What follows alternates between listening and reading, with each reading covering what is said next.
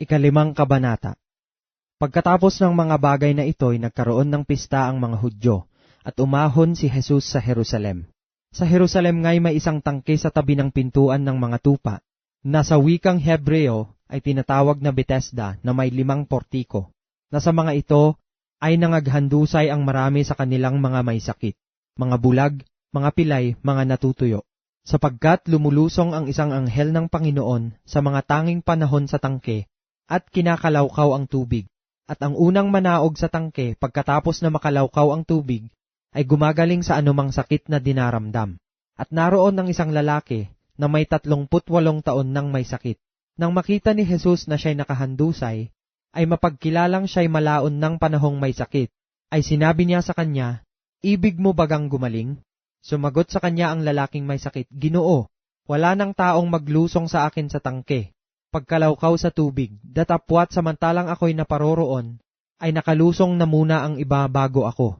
Sinabi sa kanya ni Jesus, "Magtindig ka, buhatin mo ang inyong higaan at lumakad ka." At pagdakay gumaling ang lalaki at binuhat ang kanyang higaan at lumakad. Noon nga'y araw ng Sabat, kaya sinabi ng mga Hudyo sa kanya na pinagaling, "Ito'y araw ng Sabat at hindi matuwid na buhatin mo ang iyong higaan." Ngunit sila'y sinagot niya, "Ang nagpagaling sa akin, ang siya ring sa akin ay nagsabi, buhatin mo ang iyong higaan at lumakad ka." Tinanong nila siya, "Sino ang taong sa iyo'y nagsabi, buhatin mo ang iyong higaan at lumakad ka?" Ngunit hindi nakikilala ng pinagaling kung sino siya, sapagkat si Jesus ay humiwalay. Palibhas ay may isang karamihan sa dakong yaon.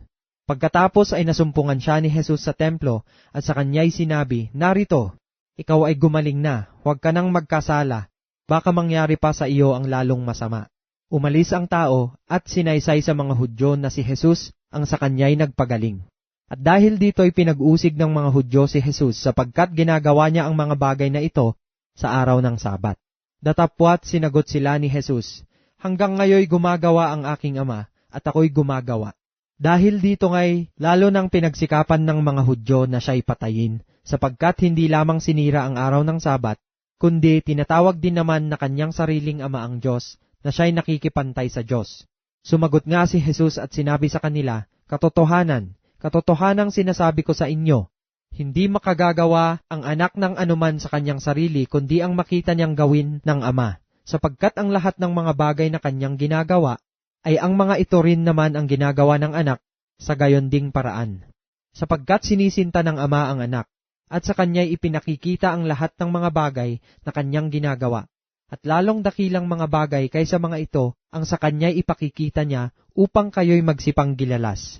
Sapagkat kung paanong ibinabangon ng Ama ang mga patay at sila'y binubuhay, gayon din naman binubuhay ng anak ang kanyang mga ibigin. Sapagkat ang Ama'y hindi humahatol sa kanino mang tao, kundi ipinagkaloob niya sa anak ang buong paghatol, upang papurihan ng lahat ang anak na gaya rin ng kanilang pagpapapuri sa Ama. Ang hindi nagpapapuri sa anak ay hindi nagpapapuri sa Ama na sa kanya'y nagsugo. Katotohanan, katotohanang sinasabi ko sa inyo, ang dumirinig ng aking salita at sumasampalataya sa kanya na nagsugo sa akin ay may buhay na walang hanggan at hindi mapapasok sa paghatol, kundi lumipat na sa kabuhayan mula sa kamatayan. Katotohanan, katotohanang sinasabi ko sa inyo, dumarating ang panahon at ngayon nga na maririnig ng mga patay ang tinig ng anak ng Diyos at ang mga karinig ay mga bubuhay. Sapagkat kung paanong ang Ama ay may buhay sa kanyang sarili, ay gayon din namang pinagkalooban niya ang anak na magkaroon ng buhay sa kanyang sarili. At binigyan niya siya ng kapamahalaang makahatol sapagkat siya'y anak ng tao. Huwag ninyong ipanggilalas ito, sapagkat dumarating ang oras na ang lahat ng nangasalibingan ay makaririnig ng kanyang tinig. At magsisilabas ang mga nagsigawa ng mabuti ay sa pagkabuhay na mag-uli sa buhay, at ang mga nagsigawa ng masama ay sa pagkabuhay na mag-uli sa paghatol. Hindi ako makagagawa ng anuman sa aking sarili.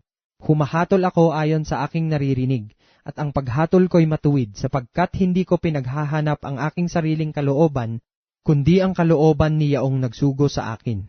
Kung ako'y nagpapatotoo sa aking sarili, ang patotoo ko ay hindi katotohanan. Iba ang nagpapatotoo sa akin, at talastas ko na ang patotoong isinasaksi niya sa akin ay totoo. Kayo'y nangagsugo kay Juan at siya'y nagpatotoo sa katotohanan. Datapwat ang patotoo ay hindi mula sa tao, gayon may sinasabi ko ang mga bagay na ito upang kayo'y mga ligtas. Siya ang ilawang nagniningas at lumiliwanag, at inibig ninyong kayo'y mga katuwang sumandali sa kanyang liwanag. Datapwat ang aking pagpapatotoo ay lalong dakila kaysa kay Juan, sapagkat ang mga gawang ibinigay sa akin ng aking Ama upang ganapin, ang gayon ding mga gawa na aking ginagawa, ay nagpapatotoo tungkol sa akin na ako'y sinugo ng Ama. At ang Ama na nagsugo sa akin ay siyang nagpatotoo tungkol sa akin. Kailanmay hindi ninyo narinig ang kanyang tinig, ni hindi man ninyo nakita ang kanyang anyo. At kayo'y walang salita niya na nananatili sa inyo, sapagkat hindi kayo nagsisisampalataya sa kanyang sinugo. Saliksikin ninyo ang mga kasulatan, sapagkat iniisip ninyo na sa mga yaon ay mayroon kayong buhay na walang hanggan. At ang mga ito'y siyang nangagpapatotoo tungkol sa akin. At ayaw kayong magsilapit sa akin upang kayo'y magkaroon ng buhay. Hindi ako tumatanggap ng kaluwalhatiang mula sa mga tao. Datapwat, nakikilala ko kayo na kayo'y walang pag-ibig ng Diyos sa inyong sarili. Naparito ako sa pangalan ng aking Ama, at ayaw ninyo akong tanggapin. Kung iba ang pumarito sa kanyang sariling pangalan, ay siya ninyong tatanggapin.